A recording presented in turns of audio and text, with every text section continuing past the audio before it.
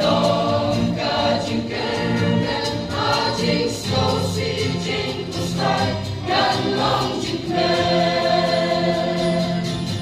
I in long kong kinong te ante pa ya kapur te bala jo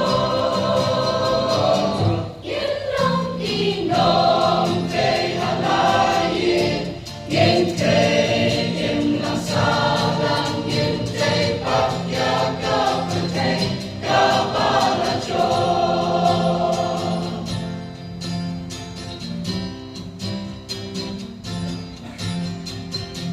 Birthday badap ching yale, ching tambor ba ching lepor. O ka birthday ka badap, dam ching shukor.